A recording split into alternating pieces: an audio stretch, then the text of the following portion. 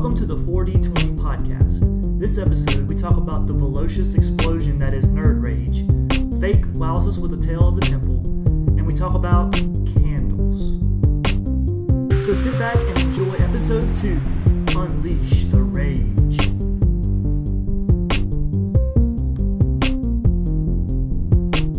New quest available. Quest selected. Your quest has begun. Good luck. Welcome to the 4D20 podcast. We got two boys here. We got Fake Eric. Hello, it's me. It's Fake Eric, yeah. Hello. It's Breezy. What's up? Is that your name? Is that your real name? Breezy Keys. Breezy But Keys. Breezy for short. Okay. We'll just call you Breeze. Breeze. Ooh. Breeze. Ooh, Breeze. Even better. Like a cool summer wind. But You anyways, guys gonna like make out or something? The candle is lit. the candle is It lit. smells delicious in here. Actually, I was kind of disappointed with this candle. Like, What's the scent? the radius of the scent is just not. It's not. You have to be, it's like, not very- yeah, standing you have to over it, basically something. like snort the candle. Like, I feel like you have one of two options with candles. It's either like you can smell it through your whole house, or You can barely. you have to put your nose on the flame. What's Right. that scent? Pillows. Like there's no in so between. it smells like pillows. Fresh linen. It is fresh linen. Ooh, Yes. Yeah. hey, nothing Yeah. wrong with fresh linen. But it smells good when you like get up on it. But yeah, like I have a candle in my room that like I light it and like 20 minutes later my room smells fantastic. Oh yeah. And I was like kind of hoping to do that, here because this is where we play D&D and do our podcast, and it smells like BO sometimes. Yeah. Well, that's my fault. Naturally, nerds, Yeah. you generate that kind of smell. Right. But anyway, yeah, I think that's definitely something you don't skip on. Like get the name brand, get the Yankee. Yeah, the Yankee candles. Like were- they're great. yeah. If you buy the store brand candles, you get what you pay for. I got one of those in a white elephant gift at a Christmas party, a Yankee candle set, and everybody was like, "Ha ha, you got a." I'm like, Yeah. "Are you kidding me? Yeah, Yes, I love this." Yeah. Turns out it smells terrible, but it smells the house for sure. It just smells like a Christmas tree. Do they make like not prank candles, but like dirty Santa candles? I guess I'm gonna call them, where like they smell like a smells pile like- of shit. smells Or like fart. They have those like man candles which smell like bacon or Oh like yeah, I have one of mulch or those. something. Oh, Those yeah. are great. Yeah. Hmm. So I don't know if they have prank candles though. That'd be funny if Yeah. they did. Remember those fart capsules where you just like smash them on the ground and it would just smell Yes. terrible? Oh god. Do you remember in high school they would do that? Like Yeah. in the commons area, like every other day. Yeah. It smelled like rotten eggs the Yeah. whole day at school. Like Terrible. really Yeah. Terrible. Well, that's kind of like a thing where like Jelly Bean had that release where they were like, "Oh, this one tastes like earwax," Oh, yeah. or Yeah, is yeah. it banana? Yeah. Like, Boogers or yeah, something. boogers, yeah, Yeah. It was no. yeah. It was never anything you wanted to try. Yeah. Yeah, and it was like Russian roulette. Oh yeah, Russian Yeah, they roulette like beans. spin the wheel or whatever. Yeah. Yeah. But yeah, man. By the way, if I didn't mention it, I'm Zodiac, and this is our podcast. Yeah, in all its glory. Yeah. Woo! So today I'm just gonna start by talking about how this ridiculous culture we have with nerds is just like, you sit down, you play a match in Call of Duty, and you hear it all the time about people screaming through the mic and throwing their headsets and cracking their controllers and stuff. But like, I just want to get some stories from you guys. Like, have you ever experienced what we call the nerd rage, where like you just get Yeah. slaughtered in a game? Oh, absolutely. I can go first. Sure. So I have two examples. One, and this is, I don't know how many people know of this game. It was called Guacamelee, and it was like you were like a Spanish wrestler, and it was a platformer / beat 'em up game. And I remember it started changing the mechanics up to where the enemies had these shields, and depending on what color shield they had, you had to do a certain move to knock that shield off and then be able to kill them. But at one point I just got to this room where they threw a bunch of them with all different colors at you at once in this very small room, and for the life of me I could not beat it. Like, I just kept getting my ass kicked. And I remember, I think I still have it on video. I'll have to try and find the YouTube video. You can hear me in the background go, "Fuck," and then throw my controller down, and you can hear it hit the floor. It didn't break, luckily. I still use it, but man, I was so mad at that game. And then Overwatch is the other one. Speaking of which, I'm wearing a shirt. Very nice. Thank you. Sexy. That's the first time I've heard that. But Overwatch always gets me mad. Like, sometimes it's a good mad. Like, it's like, I'm mad and I want to do better, so, like, I keep playing. But then there are those times where you just get your shit pushed in, where you can't, it's like you've never played the game before. The other team is just beating you that bad. Yeah. And there are times where I'm like, all right, I'm done. Like, I just can't take this anymore. I'm just like, just gone. And I have a buddy of mine that he won't say anything. If we get beat that bad, he just disappears. Like, you just see so-and-so's gone offline, and that's it. that is the other side of the rage. It's like that rage where you just sit there and you just contemplate what happened. Yeah, and you're like, do I really want to keep doing this? You don't even talk through the mic anymore. You're just standing there. You're like, hey, you there? Hey, you there? Like, what's going on? And like, you go offline. Yeah, and then they're gone. And you're like, well, and we usually go, well, he's not coming back. And he usually doesn't. Yeah, I definitely, I think my temper has gotten better. Yeah. But, yeah, man, I think the last time I had some nerd rage, I was playing Paladins. Well, this was like last week. Speaking of it's gotten better, huh? Yeah, it's gotten better. But yeah, I had an episode last week. And, you know, I feel like games like Paladins, Smite, which I play a lot of, you know, anytime they introduce a new character, it's like they just buff this new character to some ungodly status and like give him all kinds of abilities. And I guess they just want to like bait people into like playing him, I guess. I'm not really sure what the payout is for them to do this. But the payout is the payout. Yeah, I mean, right. Yeah. So in Paladins, there's this character named Koga. And Koga is like a flank character. And he has ability to... He's like super quick. He can thrash you. Like his melee damage is like he can stand like 30 yards away and hit you with his claw. Oh, I'm just like, really? Come on, yeah, dude. That's broke as hell. that's Like, get dumb, out of yeah. here. I think he goes invisible, or like when he dashes, you can't really see him. He's just like super quick, super hard to kill. And they just like buffed him to be like super strong and like unkillable almost.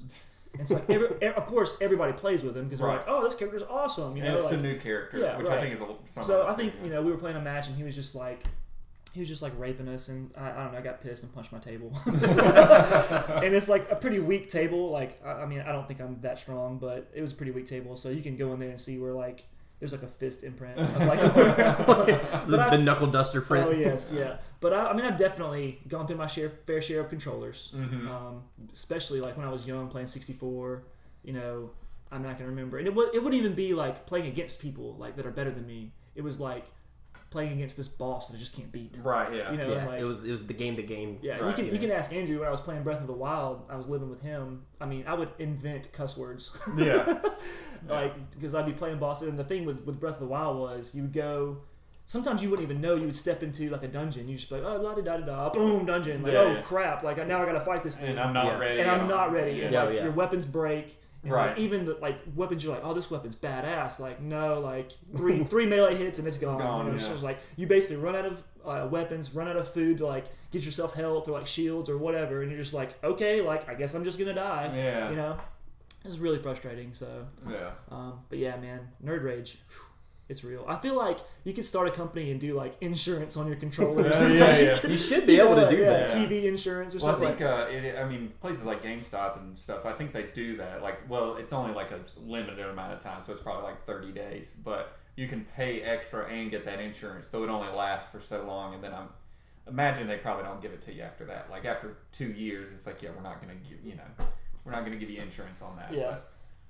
But still, I mean, like the problem is that, is it that we're playing the game and and we're losing, or is it the fact that the game is playing us and we just don't like it?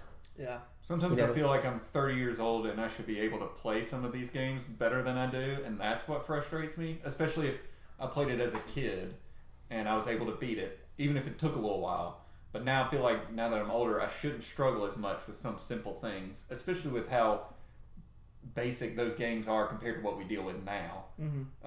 I feel like I should just be able to walk through like Ocarina of Time. I remember most of it, but usually you hit that water temple, which everybody hates, and you're just like, the last time I tried to play through it, I tried to do it without a guide. I got about halfway through, had no idea where I was, what I had done already, and was like just shy of getting to where I needed to be to get to the boss, and I couldn't figure it out. So I was just like, forget it. I'll either start over, or I'll just, Yeah. Oh yeah. because once you save in that game, you're screwed. Like, Right. There's no going back. Right. Which, and I think I had saved halfway through at some point, so there was no getting out of that. Yeah. God. Well, the thing that my most recent, because I'm a pretty chill dude, I mean, I don't get mad a whole lot, The I can see that. long terms of patience and contemplation, along with my faith, have told me that things like, nerd rage, they're bad for you and stuff, but it still happens. I mean, Yeah. especially playing Final Fantasy 15. Now, let me tell you how this game goes, right? So I'm playing, right? And Final Fantasy 15 has one of those mechanics where if you have like a situation where you're going into combat and you're going into repeated combats and you're leveling up and you're getting new weapons and you're getting items and you're not really like losing, like it's good, you're on a streak. Yeah. Well, then at the end of that streak, say you get hit in the wrong kind of way and then you don't have any more Phoenix Downs. So what happens to your characters? All your guys come in and try to save you, then they get blasted off the table. And then now you're just like, oh no, I guess I'm going to lose. Mm-hmm. So you use that last potion and you're like, okay, I got this one fight. And then you get one-shotted by some ability that you didn't prepare for. Yeah. And then all that progress you had all the way up through that streak is just completely gone. Yeah. And then you're 5 levels behind and like you have to start all over again. Yeah. In a different area with no items. Yep. And it's just the most mind-bogglingly frustrating mechanic. That's how I feel when I play Magic with you. Yes. Oh, I'm sure you do. That's because you build up a huge board state, and you're then like, "Well, oh, no, I've got this." Discard your hand and draw new cards. Yeah. Yeah, but like like the situation is there. Like you have these long streaks of win, and you build up all the way to the end, and then it's like all that progress is erased back to zero. So that's where my rage sort of like builds. Yeah. You know. So I never had that. I think with 15, I played that game for almost 100 hours. I think I did so many side quests that I never ran into that when I was doing the main storyline. It happened occasionally, but I was just so buff towards the end that stuff that would have been scary was not really scary anymore. Yeah. But I do remember there's that dungeon. There's secret dungeons you can go to. They're like in the mines or wherever. You just have to fight them. There's one that is 100 floors deep. So like you go down a level and you start like taking corridors, and like at first it's like one will just go to a dead end, so you have to turn around, fight through all that stuff, come back, go the other way. And then you start getting deeper and deeper. And I, like, at one point I just lost track. So I stopped counting. I was like, I got to be close. Like, I got to be within 30 levels. It feels like I went another 100. And by the time, they have save points occasionally. But by the end of it, I'm like, oh crap, I'm out of magic. I'm out of most of my items. My guys are kind of hurt. Like, so I was like actually using the campfires to eat and stuff to buff myself. Because I was like, I'm screwed. So I get to the very final level. And it's this giant, like, griffin thing, I guess, something like that. Oh, I know what you're talking about. Yeah. It's got like like one of these giant, like, whipping, like falchion-like tails or whatever. Yeah. Yep. So I was like, I hate that. I was like, if I die here, I'm going to be so mad. And then, like, I got as lucky as I possibly could. Ramuh comes up, because the summons are random in that game. They just happen. Because they're basically just cutscenes. He's the Thunder God. Yeah, the Thunder God, and he just one-shots that thing, and I'm like, oh, thank God. Like, I was about to be so, I was like this on my controller, and I was like, oh. Because if the summon doesn't take it out, I mean, if they had that, because sometimes bosses have that damage reduction feature where, like, they take a certain amount at once, and then it's negated, anything above that. Yeah. So, yeah, like, if you hadn't got hit with that. Yeah, because it hit me once, and I like almost died, and I was like, oh, this is not good. Like, this is not good. And then just all of a sudden the cutscene starts, and I'm like, this better kill it. And it did. And I was like, oh, I could not have gotten any luckier. Towards the bottom, you get to those tonberries, which are the little, like, turtle lizard-looking guys with the knives. Which are, like I think that's a glitch. Like, how strong they are. Well, that's, if you play them in the older games, like in Final Fantasy VII, they'll one-shot you in that game, too. Yeah. So, you know, on 7, you're on one side, the enemy's on the other. So what they'll do in 7 is they'll slowly shuffle towards you. So you have time to try and kill them, but if they get too close to you, they just come up, poke you, and you're dead. Like, they instantly hit you for the amount of health you can have. So there's a ton of those. So basically it became a fight of just like whack, whack, and then run away. And like, because they're slow in 15 too, they just kind of waddle around. But if they hit you, it hurts. So you're like whack, whack, whack, and then you just run away, wait for your abilities to come back up, run back up, hit them, and it just took forever. That's why I was like, if I don't get through this, I won't even get started on the platforming dungeon. Did you know about that? The final dungeon is like platforming, which has no place in a Final Fantasy game. But it's like, you know how you haven't had to do any platforming for the last 80 hours? Well, here's a dungeon where that's all you have to do. And I was like, nope. It's not terrible. at all. Like, I did the first part, a door opened, and I was like, I think I'm done. And it was like, no, that's the door to get into the actual dungeon. Yeah. Tried to do the first part, and I was like, not happening. Yeah, that's like in Resident Evil. Like, you spend the whole game killing zombies and using keys to open doors, and they're here's this mini game you have to solve to get through the next door. Yeah. Or you have to put a puzzle together. Yeah, dude, those are the worst. Mm-hmm. But yeah, has there ever been an instance where like your rage has like, I don't know, caused a quarrel with a friend? Because I can remember this was years ago, man. Years ago. This was back when our friend Jordan lived in his house in Piedmont. I was there. I remember that. That's how long ago it was. We were playing Budokai 2. Was it Budokai 2? I thought it was like Midnight Club or something like that. I don't Midnight know. Club. Like it was like a I think it's racing like- game. Maybe it was Need for Speed or Burnout. I don't know. Anyways, go on. I think it was Budokai 2. Okay. And man, he was just kicking my ass, and I was getting kind of mad.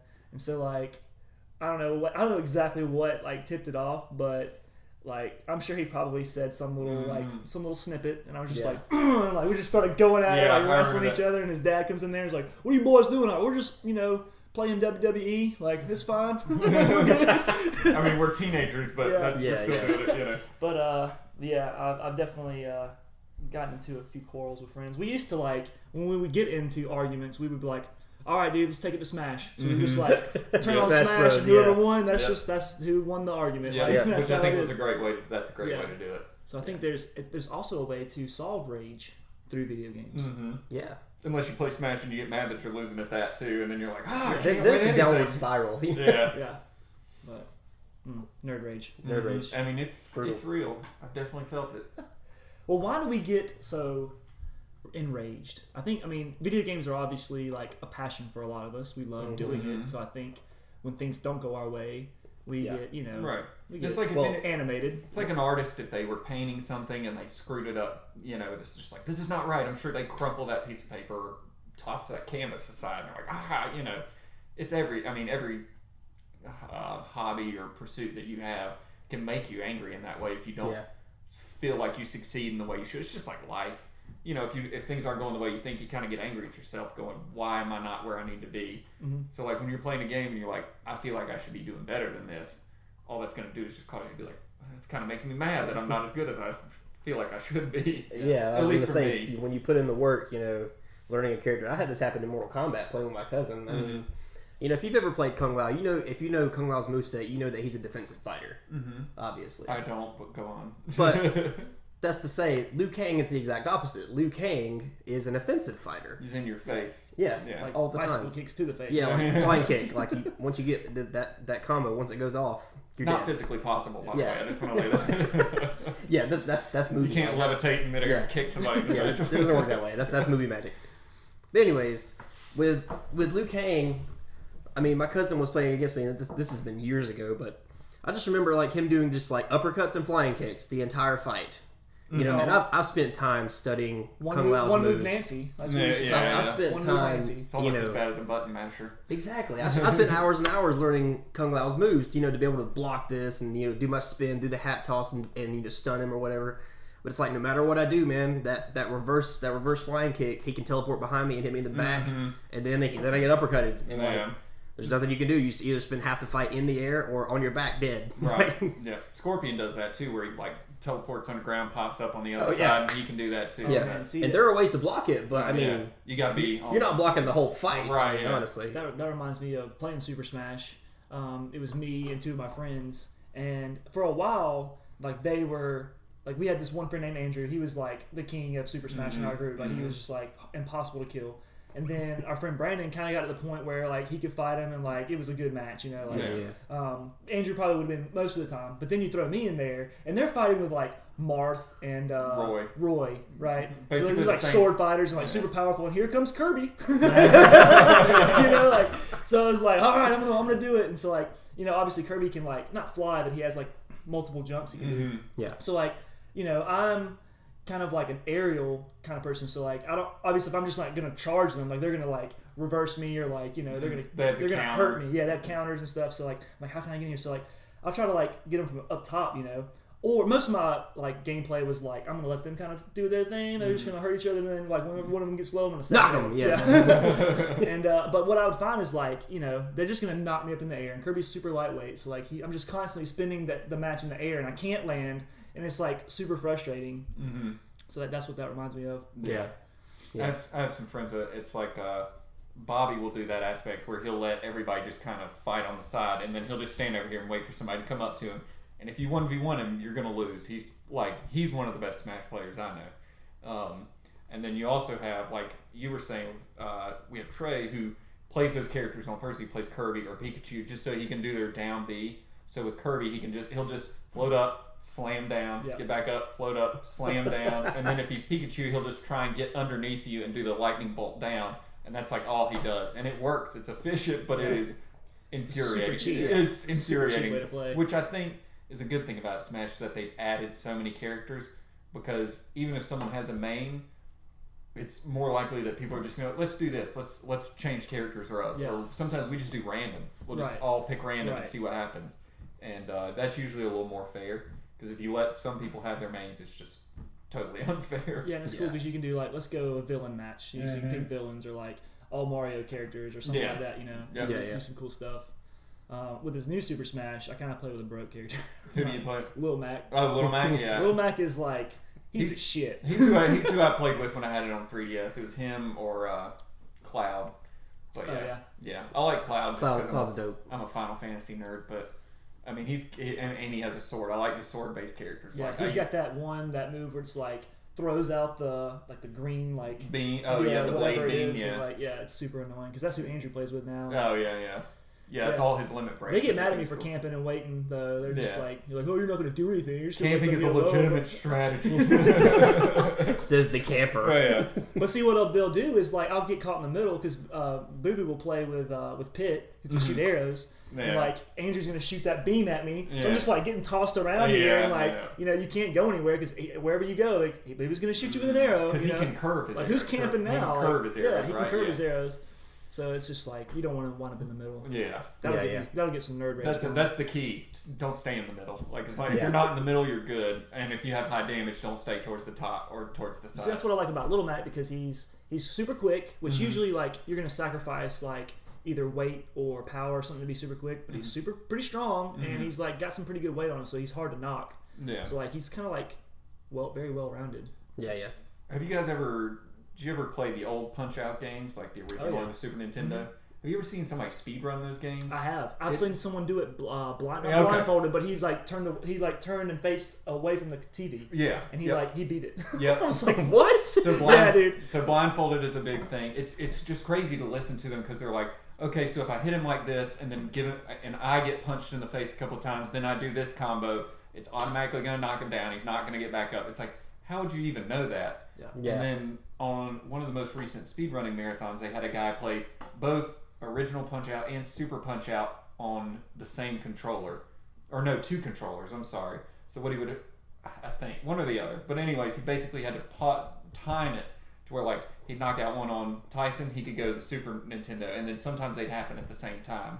Or he'd like pause the game on one, finish the fight on the other, unpause the game. It was just, I don't understand, first of all, how people had the time to figure that out, but Yeah. Wow. There's certain like cues, you know, that they're listening for. right, yeah, So, audio like, cues or visual cues. It's Right. like Tyson, he'll like wink, and it's like just a couple of pixels that Well, just this guy change. completely took away any kind of visual Right, cues. yeah. So Like, his he were all wasn't even audio. looking at a TV. So his were all audio. Right, his yeah. were all audio. So it was like, you know, the fighter that he's fighting against would make some kind of noise or like do something or whatever, you know, and like he would know like, okay, I need to go left and then hit, you know, like, and it was just incredible to watch him do it because I'm like, dude, how in the world? Because I mean, I remember play that game and I couldn't beat it like I couldn't staring it in the just face. watching you know? it, yeah. Yeah. Well, there's another one I saw where the guy blindfolded the part of Battletoads where he got on the speeder, which is considered incredibly hard.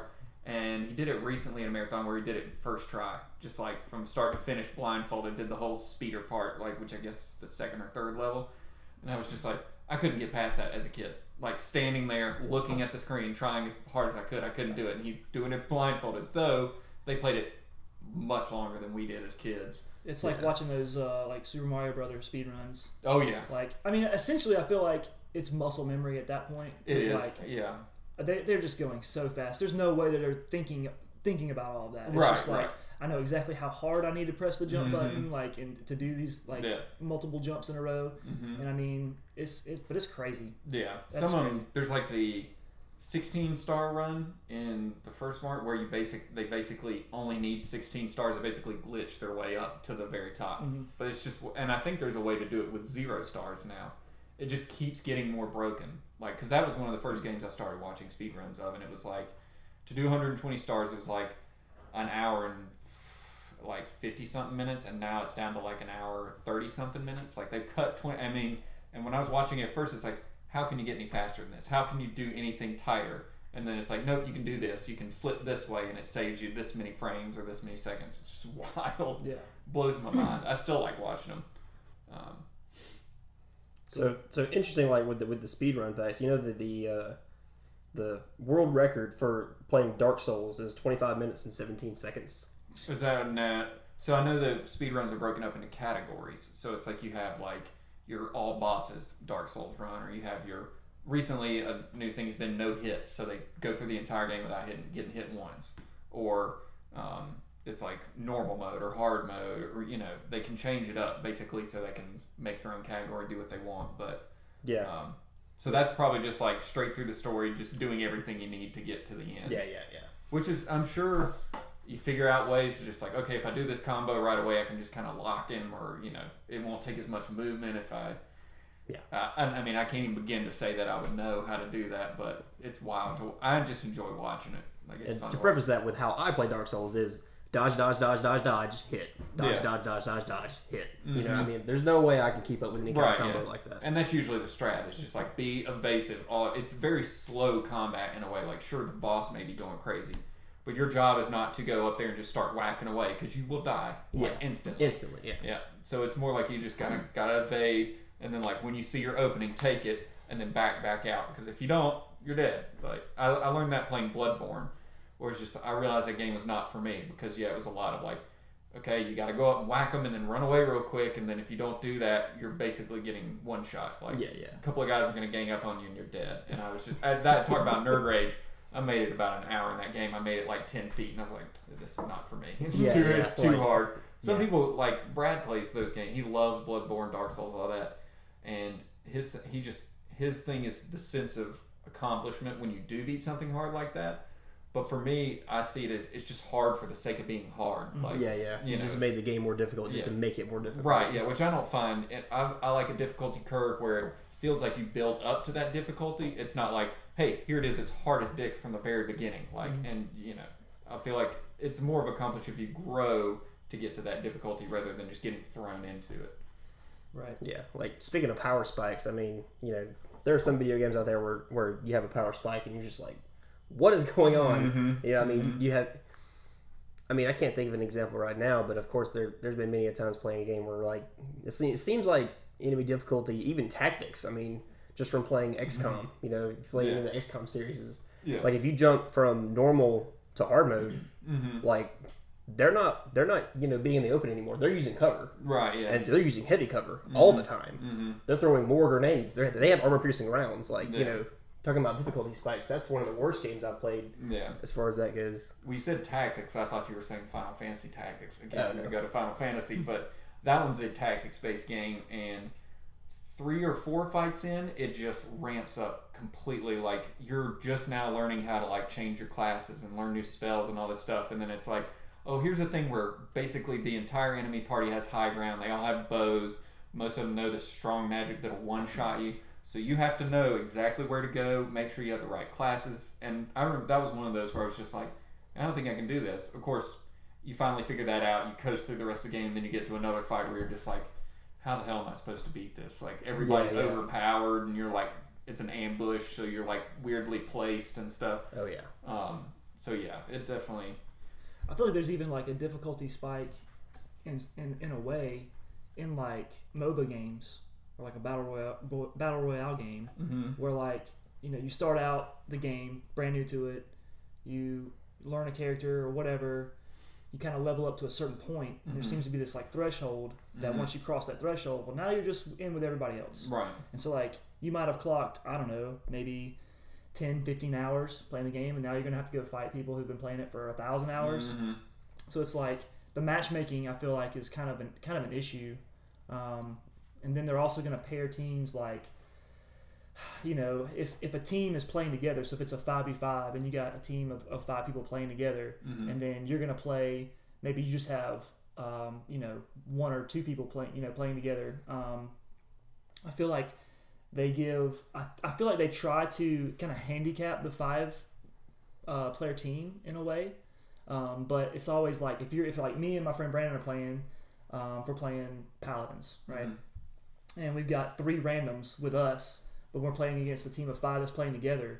It's like we're gonna get stuck with there's no communication. We're gonna get stuck with some like Joe Schmo who doesn't know like anything about it because he probably just is just starting the game or whatever and hasn't played it for a while. So I feel like there's just so many issues with matchmaking that makes things difficult. Yeah, Overwatch has, and I know we've talked about this, maybe not on the podcast, but I know I've talked about it, is how bad their match system is. Now, if you do competitive, it's much better, but I think there's a much easier way to do that because it's like you have this rank, we're going to put you with people that are this rank, so that makes sense. But if you do quick play, which is just we're going to put you with some people and you just play a quick match, that's where it gets really bad. So part of it can be who you're playing with. So like I've played the game for probably 200 hours, and I have some buddies that have played it for probably closer to 1,000. And when we get on a team, it can be that way. Like if there's just one of them, say I have one buddy that's played 1,000 hours, you got me with 200, you got a couple other buddies with like 100, and then a guy with like 50. That doesn't mean that the other team is not going to be a full six stack of people that are all playing together. Right. Most of which have played, because you can tell the emblem around you goes bronze, silver, gold, and then it goes like gold and silver kind of, and that tells you how many hours these people are, how many levels they've gone up, but it basically equates to play time, because the experience you need to level up never changes. So it could be like, I'm a 3-star bronze right now, my buddy's like a 2-star silver, and then we got another 2-star bronze and another 2-star bronze, and then a couple other randos. Then on the enemy team, you've got a gold player, a gold and silver player, you've got, a guy with 1-star bronze. It's just all over the place. And then part of it has to be Smurfs, though, I would imagine, because like sometimes we'll play a team that is not stacked together at all, and they're all like very low ranked, but they beat the crap out of us. Like that, it's like obviously they played the game before, so you get that too. So it can't keep track. Like, well, this is a new account, and they're around the same level you are, but what they don't know is this person has an older account that has thousands of hours on it, and they're pros at it. So Right. Oh yeah. that stuff just isn't accounted for, which is a pain in the ass. It's like, That's what's the experience solution? spike. Yeah. So what's the solution? I mean, I feel like can you take a 5-player team and come up with an average of like their MMR, their matchmaking rank? Yeah, Like- which I think is what they try to do, but it doesn't really work as well as it should. Yeah. So I think they can maybe change the algorithm a little bit or something, just kind of play with it. Because like I said, if you play comp, it's fair. Like I play comp games, and sure you get your butt kicked every once in a while, but for the most part, you play those games and you feel like, yeah, that was a pretty fair match. It's rare that in competitive that you just get destroyed. But yeah, quick play is just a whole nother story. It's the same way with Hearthstone too. I'm a Blizzard fanboy, but Hearthstone is the same way. Like if you play in ranked and you're like the lowest rank, like which is sometimes I just don't play for a while, and then the season restarts and I'm at the very bottom of the rank. But I've been playing the game for years, and you can tell. Like I play somebody at rank 25 and I just utterly destroy them. Like they're playing with like the basic cards you get at the beginning. I have like all these legendaries and like this huge collection of cards. So it's unfair like that. But if you get in quick play, say I'm one of the, or what do they call it? They just call it casual. Say you're one of those people that just started the game, you got basic decks. If someone else is in quick play, it's just going to pick whoever's next. So like say the next person in line is someone like me, and it's not because I haven't played the game in a while, it's just because I want to play casually. So people could just play casual game after casual game where they just get stomped into the ground because that's who's playing at the moment. So I think it's more the competitive side of games is fine. I think it's what most people want to do, which is just I just want to hop in a game. I was about to say, like, because a lot of these games will have like a tutorial kind of thing. They'll guide you through, and usually it's like you have to go through it to actually play the game. Well, possibly. Paladins does that. Right. We play bots for the first Right. few games, and Smite has something similar to that too when you first start the game. But they also have, Paladins their training is a little different. But Smite has this training ground where you can, even if you haven't bought the character pack, you can still play with any character. Oh, And you can okay. do training with that character. And you can learn, how to fight with them, how to use their abilities, how to build them in certain ways, however you want to do.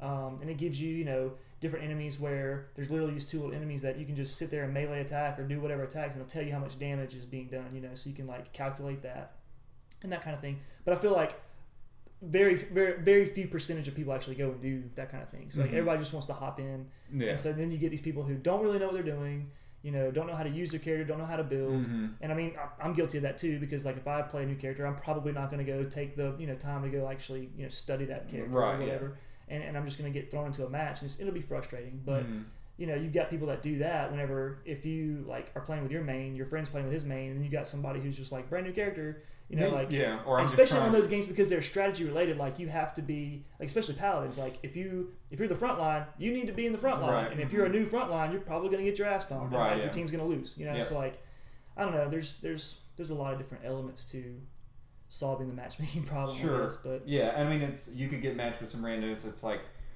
I'll just keep using Overwatch because it's what I know, but it's like you have your tanks, you have your DPS, and your healers. They used to have a defense category. They matched that with DPS. So if you're tanks, if you pick a tank, you need to be in front of everybody using a shield or whatever to soak up damage. If you're DPS, you need to be running around killing people or flanking or whatever your character may do. If you're healing, you need to be behind everyone. mhm. So it's like that comp is important. So like if you have one tank, one healer, and then 4 DPS, that can be kind of tricky because if everybody starts taking damage at once, that healer can't heal everybody, and that tank can't protect everybody. So when you get into that, I think it's harder if you don't have a full group. Like when we have a full 6 stack on Overwatch, we usually do pretty well because we know like we'll all pick characters and go, well, we may need another healer. Okay, somebody will switch and go to whatever it is we may need. Because if you just people start picking whatever the hell they want to, you're gonna get a comp that's just not gonna work. Yeah. 6 DPS. Right? Yeah. Which is sometimes you do that just for fun. But Dude, I tell you, on Paladins, one of the hardest team comps that we faced it a couple of times. 2 tanks, 2 healers, 1 damage. Mm-hmm. So it's like, Yeah. The tanks never die. dude, the tanks Yeah. never die. Yeah. I play a character who they have a 70 round clip, and she's just like machine gun. That's what she Yeah. is. And like literally just dumping clip after clip after clip into their tanks. Nothing. And so Yeah. I'll get them maybe down to a quarter life. Healer just like heals them. Yeah. It's like, how in the world are you going to combat against that? Yeah. It's frustrating, man. Yeah. Nerd rage. Because Oh yeah, the rage, man. Yeah, Bring you it would- on. You would think that wouldn't work. You'd think like, okay, if they had that many tanks, they're not going to do much damage to us. Tanks can still do damage. That's like one of my favorite Overwatch characters is Reinhardt. He's got a giant shield you can pop up to protect everybody. He's also got a giant hammer, and he can throw this like flame strike out of it. And his ult is he just slams the ground and knocks everybody down, and like he does a lot of damage if you can get up close and start whacking on people. So it's like you kind of got to figure it out. So it's like. Sure, they have 3 tanks, but if those 3 tanks are also in your face doing damage, it's definitely still hard. Yeah. Yeah, just modeling that whole system, where, just the basic, dungeon system for what you need for a team. Mm-hmm. The most hilarious combination is 1 tank, 5 healers. I think. Yeah. Because this one guy is just slaughtering everyone. Yeah. And they're also like, hey, heal him. So we've had that playing a D&D game before. We literally Yeah. had 4 clerics and 1 wizard. Yeah. And the wizard was like, this is 3rd edition, so like wizards are like, if you're a wizard and you're above 15th level, you can take on demons by yourself. Like, let's just be fair. Yeah. But yeah, when you have 4 clerics like giving you every buff spell in the book, Yeah. like you become like more than a wizard. You know what I'm saying? Which can be fun. I Yeah. mean, we find fun in making comps like that just to see what happens. It doesn't always work, but Right. when it does work and the other team gets mad, our favorite thing, our version of winning in Overwatch is when the game's over and you see the entire opposite team just leave. They all just drop. That's when we know we've won because we made them so bad they just left the game. And it happens a lot, actually. Or like, what's really good is if one of us just keeps killing the same person over and over and then they just disappear mid-game. Because it's like Bobby plays a sniper, he plays Widowmaker, and he just domes people over and over and over, and like that's his goal is just to make people quit. Especially if they have a Widowmaker, his one goal, which sometimes can screw us because he's forgetting about everything else. Yeah. But he'll see that other Widow and he'll just keep capping her until she finally just either changes characters or just quits altogether. And that's just the best feeling. Dude, anytime you introduce a mirror, like you're gonna go after that. Yeah, you gotta prove you're better. Yeah, yeah. I'm better than you. It's a paradox. Yeah. But you play Destiny, right? You play Destiny 2? I haven't played Destiny 2. I played all of Destiny 1. I played all of Destiny 1 as well. Yeah. Because I think they just came out with this new kind of like a battle arena game mode. I was gonna see. Did they? Guys. Yeah. Yeah, I've been looking into that. It's called like Gambit, I think. They mix in elements of the PvP and PvE. Because they had PvP in the first one. Yeah, with the Crucible. Right, but that was, basically 3v3. Yeah. Yeah. But yeah, this one looks interesting. It really did, because like, I mean, is it so you start off like your team, enemy team, but you're in like different locations. Yeah, you're not on the same board. Right. And so then you have to fight different enemies, and you collect these orbs or something Yeah. like that. And you But deposit basically- these orbs in yeah. a machine. Yeah, and it basically it removes the blockades you need to get into the actual match. Oh, okay. And the faster you do that, the more opportunities you're going to have to get to that enemy team. So essentially, you can to get the kills you gather need. these orbs, put them in the machine. It sends like a juggernaut, to block the other team. Yeah. But the whole idea is to put enough orbs in this machine so that it opens up the portal. You can portal to the enemy team location Yeah. and then fight them. And fight them. Yeah. See, I thought that was a pretty cool concept. Yeah. Sadly, it's just attached to a game that doesn't have a lot of substance. For me, at least. So, I bought Destiny 1 with a buddy of mine when it was like $10. So, there were already a couple of expansions out. We're like, we'll play the base game and we'll just see if we like it enough to keep going. So, we got about 12 hours out of the store, maybe at most, out of that base set. And then we bought the next expansion, and that was like 3 or 4 hours, maybe. And then the next one was 3 or 4 hours. So, Destiny's thing is, once you finish the storyline, it's just a grind after that. You're going to the same planets, you're killing the same enemies. You're doing hunting the same, exotics for yeah. the sake of it. Yeah. You're basically just trying to boost your character to the point where you do raids, which in order to get the good stuff from there, you have to do the same one over and over and over and over again. Yeah. So that was so when I heard Destiny 2 was coming out, I was like, I'm probably going to pass on this because though I enjoyed the first one, I know that the second one has those same issues, so I'll just pass altogether. Yeah, it had the same problems as the first one. I think the really heavy player drop off just Well, that kinda happened when killed it for me. when it first came out. Destiny 2 first came out. It was okay for like a very short amount of time, and then it just dropped off up until now, which I think they're trying to like reboost it up. Which I think they have. I think they're kind of going back to the basics of what it was. But again, I'm just probably not going to play it. I've watched other people play it, and I'm like, I'll live. Yeah, it's not very impressive. I mean, for my standards, because I mean, I played a Titan in Destiny 1, and then the best thing about the Titan was the solar path. Oh yeah. Because like I think hurling a flaming hammer at people is just amazing. Yeah. But really, Destiny 2 wasn't doing it for me. I didn't like any of the abilities that they had. They revamped how all the classes work. I mean, I don't want my Titan hurling a ball at people like to do damage. I don't like that. Yeah. That doesn't do it for me. Yeah. Even if you have a shield, I mean, the shields are cool and stuff. I like shields, but like, I don't want to be like nothing but shields when I'm fighting someone. Yeah. I like going up into someone's face and just mowing them down with a shotgun. That's my favorite thing to do is a Titan. Which it's it's like I really enjoyed just shooting aliens in the face for a certain amount of time, and then it got to like, I mean, even the bosses are just big bullet sponge. Like they don't really do much. Like, oh, like look out, he's coming this way. Just kind of move over a little bit. Now just fire unlimited, just fire ammo into him until he does whatever the next thing is he's gonna do. Because there's a lot of, especially bosses that just kind of stand there or like float there and don't really do much, and then they'll like kind of take some shots or whatever the hell it is they do, and then you just do it again. You just, I mean, the hardest it ever got was when they just like flood you with stuff, like enemies just from all angles. That's where it would get really hectic and fun, but it's just. But that's more of a quantity side of things. That's not necessarily quality of the enemy. Right? Yeah. Yeah. Bunch of chaff. Yeah. Chaff to deal with. Cannon fodder. Yeah, I never played Destiny, so. Yeah. But you said they had like a PvP element in the first one. They did. It was just a 3v3 like arena kind of thing. It wasn't like two different sides. You basically just started on you just started on the same maps basically. You just found each other. It was like GoldenEye or anything like you just. It's pretty standard. You have to have some kind of PvP like battle royale in your game. And it was interesting too how they did the PvP because a lot of like your base weapons and things in the main game are they have super inert abilities in the Crucible. Where you're not just gonna like get this exotic that I can snipe people from a million miles away. Right. Yeah. Every time I hit someone, I double my crit chance or whatever. Just like stuff like that. Like that stuff like that doesn't take effect as much in the Crucible. So it was kind of balanced. Yeah. But it wasn't like super terrible. I don't think. You can still shotgun people in the face. Just doesn't do as much damage as it used to. Yeah. I mean, it wasn't bad. I mean, I was putting 4 shots into pretty much anything with my exotic shotgun, and I think it was flame modified. But like, I mean, I had buffs on me playing a Solar Titan that could give all my flame weapons continuous damage. Yeah. So no matter how many hits I pour on, the continuous damage always goes through. So if I melee first, charging into them, and then hit them 4 times with the shotgun, my damage increases by like 400%. Right. For any other subsequent hits that I do. So yeah. That effect still happens no matter what mode I'm in, so it was still fun. Yeah, I've been all the buff talk is just I'm thinking about WoW again. So it's like all that stuff about crit chance and adding stacks to things. It's just like running through my head because I've been thinking about that a lot. So I will just go ahead and segue into what I want to do. I was about to. Oh, okay.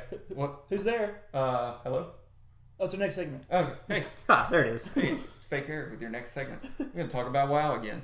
So, I wanted to change things up a little bit. I know it was just kind of pros and cons of the last time. But what happened earlier this week was the first raid was released, and this is the first time I've raided on day one of the release since 2008, since Wrath of the Lich King. So I was super excited. Most of the time that I've picked WoW up again, it's been later on in the expansion, so like you can get super overpowered and just kind of walk through everything, and it's not really that fun. But now I've gotten to the point where I'm doing this, and it's actually a struggle. You have to learn. You can't just walk through and just one-shot everything. So what I thought I'd do is just kind of walk you through the first half of the raid, because that's as far as we made it, and see what you think, especially our dungeon master over here, Zodiac, what you kind of think of how it goes. So there's two islands. One is the Horde, one's the Alliance. On the Horde side, there's like a big Aztec temple. It's huge. It's just huge. Which I think is a great thing they do in WoW. They say scale is just great. Like everything's huge. If it needs to be intimidating, it's big and it's scary. So there's this giant Aztec temple, and you walk all the way down to the bottom, to the very base level. You're going down this huge hill. And you finally reach the entrance. You walk in, and you're greeted by this big, what almost seems technological in a way, which makes no sense because you walked into a giant Aztec pyramid. In front of you is this giant mechanical soldier-like guy, real big, just towers over everybody. He's down on his hands and knees.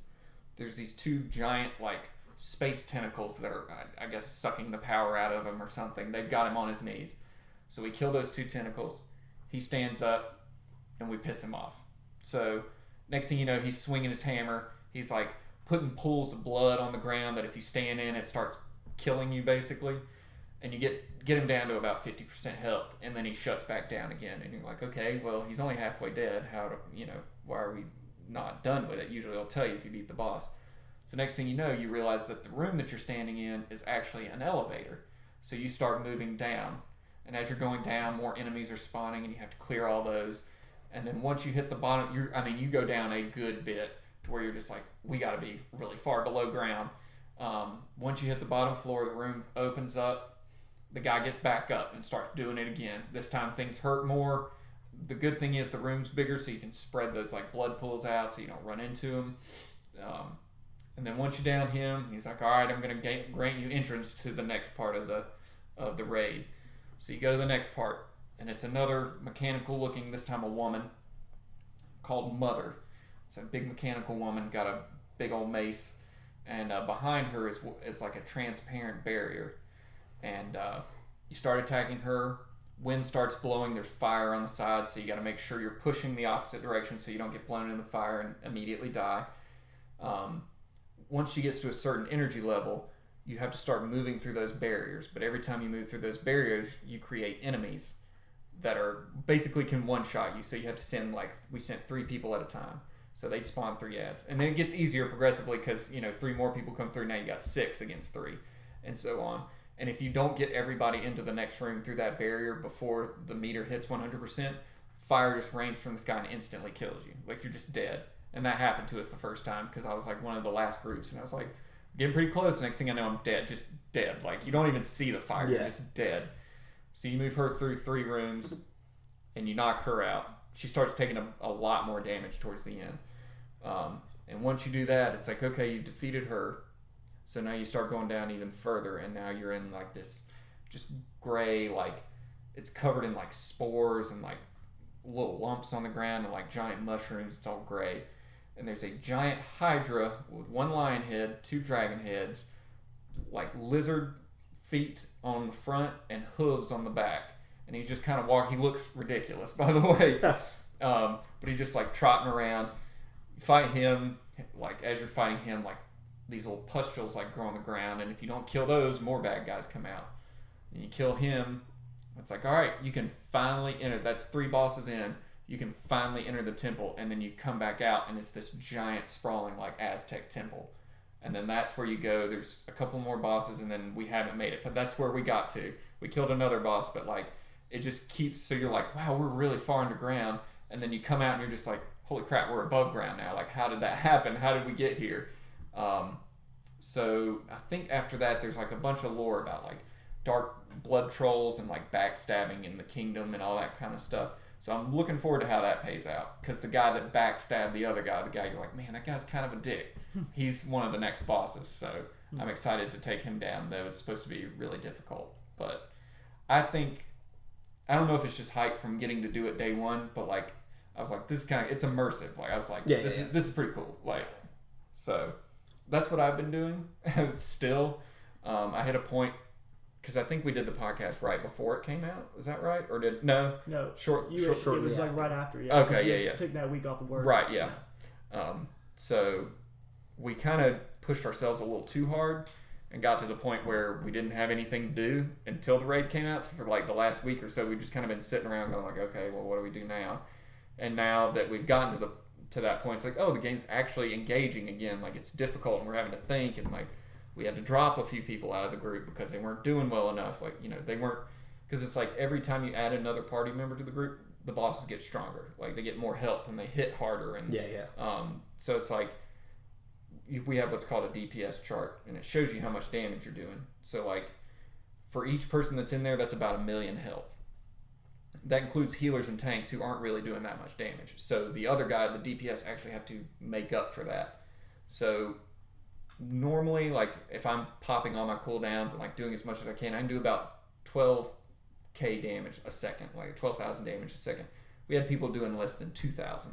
So it's like, you got to think, like, is that really worth, you know, the extra help that you give this boss? Because obviously, if they're not cutting it and not doing their part of the damage, take them out, make it easier, do your own, you know. So we've been changing things up there. I just really enjoy it. I promise I'm going to play and talk about something else next time. I promise. The new Spider-Man game's coming out, and I've said it looks so good. Yeah. It looks pretty. Yeah, it does. And I've seen some cutscenes from it, some really cool, like, interactions, some little, like, Easter eggs and stuff. But the combat looks cool, too. It's, like, a little sneaky, and, like, I saw a guy playing it where he's just kind of, like, hopping around. He, like, web a guy up and hang him upside down, and then jump and, like, you know, spray a guy in the face and then fly, punch him, knock him out, all while nobody knows what's going on because you're so silent. It was pretty cool. Yeah. So I may go pick that up tomorrow. We'll see. Did you hear they're adding Battle Royale to it? Oh my god. Yeah.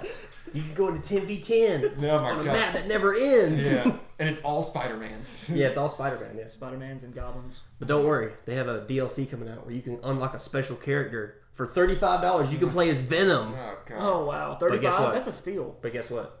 He has the same stats as Spider-Man. No, does he? Just a skin. Yeah, it's just a skin.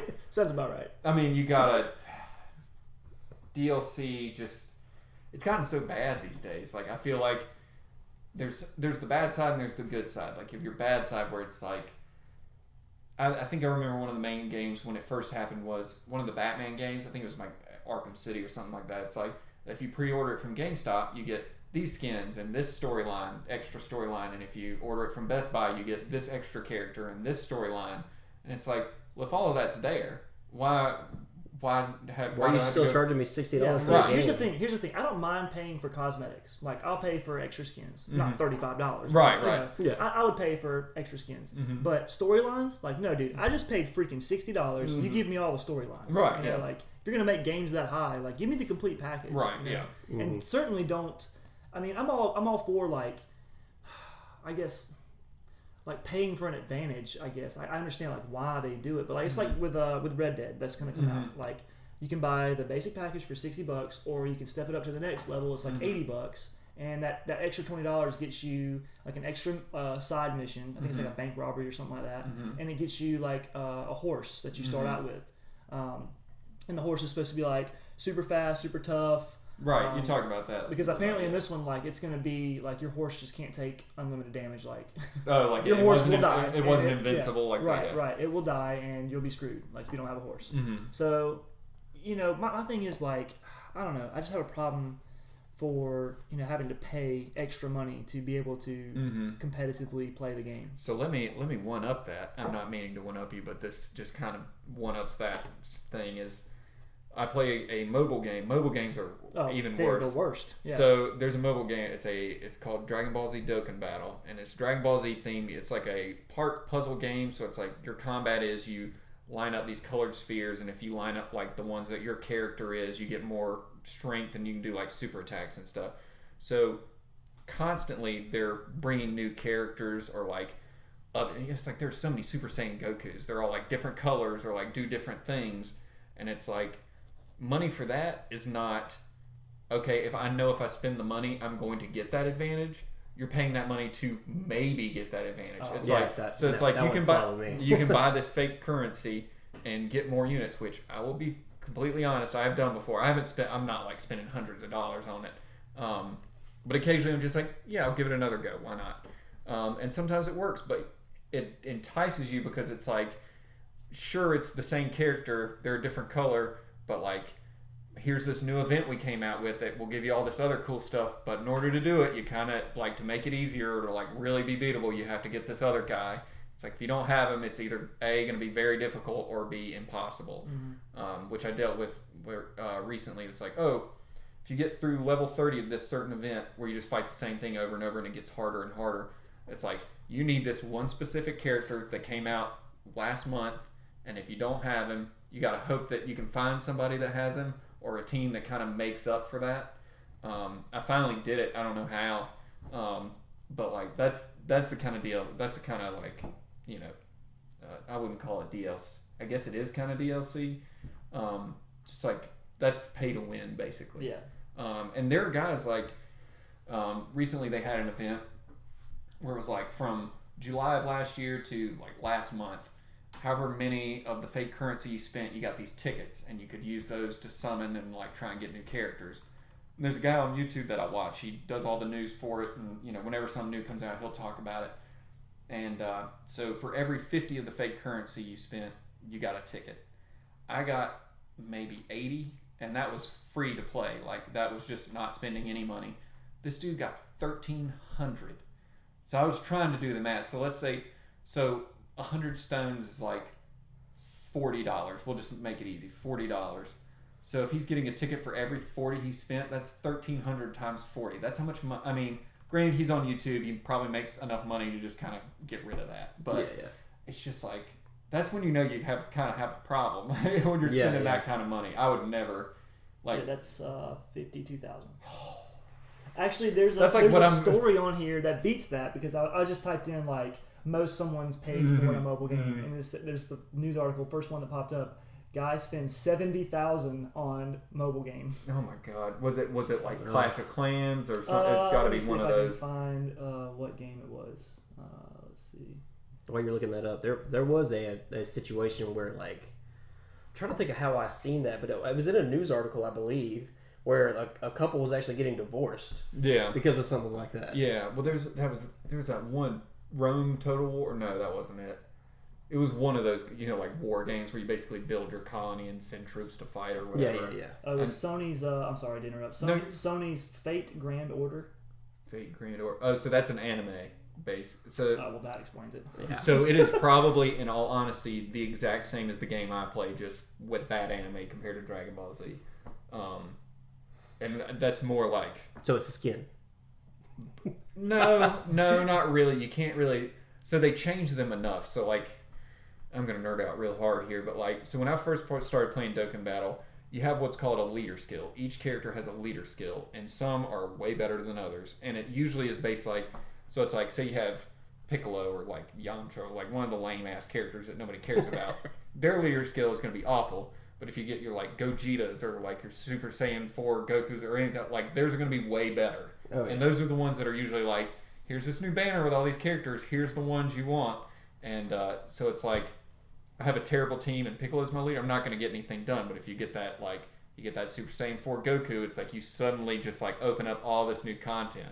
To where that's, I think, where they kind of make their money. It's like some of them are collectors, some of them do it for YouTube, but I think some people are just like, I can't beat this. I have to pay money or I can't get any farther. Yeah. For me, it's like, I'll just wait. Sooner or later, you're gonna get that next banner. It's like, here's this new character, but also you might have the possibility, a much better possibility of pulling old stuff that used to be very good, but you can still use now. So it's like, they're flashing something fancy in your face, and you're like, oh, I need that now.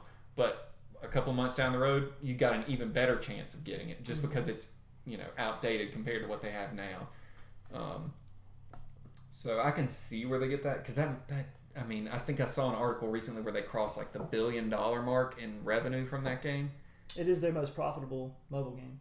Is it? Yeah. Yeah. You're talking about Sony's game? No. I was talking about, but I'm sure, yes. That I've seen, I think that's usually, because usually when they do like really big events in Dokkan Battle, if they hit like the #1 grossing in the App Store, they'll give us free stuff. And that usually happens. And I think that Fate Grand Order is like one of the ones that's always like right there with it. That's actually not a terrible anime, but I'll leave that for Andrew. I'll nerd out with Andrew about that sometime. It's just like total war between like these people come back as like leaders of armies, and it's pretty wild. I think I'm right. I don't know. There's like anime chicks in it, which I'm sure is why a lot of guys play it. Yeah, that's why. Yeah. So according to this website, thinkgaming.com, their daily revenue estimate is $306,000. Daily. Oh my God. That's their daily revenue estimate. I guarantee you that's not. So that's like, think that's 100,000 people spending money on the game. That's $3. That's not even close. That's got to be like 2,000-3,000 people spending $100 or more. Yeah. Like it's I'm sure. Yeah. because you can't like Dokkan Battle. I think the smallest you can get is like $1 or $2. You can get 3, which is not even enough to pull for a character. Like you need more than that. So it goes anywhere from like $1 to $45, which is the biggest one, which is still a ripoff. So if I ever do spend money on it, it's like times like now it's like, oh, it's a super sale. So like you can get what normally costs you $45, you can get it for $5 just once. So it's like, I'll throw $5 to save $40 and just for the hell of it. But I'm not like every day like 45, 40. Like I can't afford that. Yeah. Just for perspective, 306,000 times 365 is 111,690,000. Holy crap. But yeah, I mean that explains why you get on YouTube all the time and you see commercials for games that are mobile based. Mm-hmm. Right. Mobile game it's a huge market now. I mean, I like it. I like that I can just kind of pull my phone out, play it for a It's little a great bit. time killer, sure. Mm-hmm. Yeah, I get it. And then I guess they got like Fortnite and mobile now, right? Yeah, PUBG's actually a guy I worked with, a buddy of mine, played PUBG Mobile for the first time the other night and got a chicken dinner. Like, oh really? Yeah. He was like, that happened to me on Fortnite when I played the first time. I had chicken so dinner. I think it's just mobile is probably more kids. Like it's just because they have a phone. They have a like, phone now. Like most kids don't have giant gaming PCs they can play Fortnite on. Like they're probably just playing on their phone. No, most of it is kids who they just, hey mom, give me your phone because I want to play a game. Yeah. Like I can't wait till I get home and play my Xbox. Yeah. Right. Yeah. Let's be honest. Like Right. that's what it is. Yeah. And the mom's just like, I just want to shut you up. So here. Yeah. And meanwhile, he's like spending money. Yeah. There was that happened. I think that did happen one time. I'm sure it happens all the time. Yeah.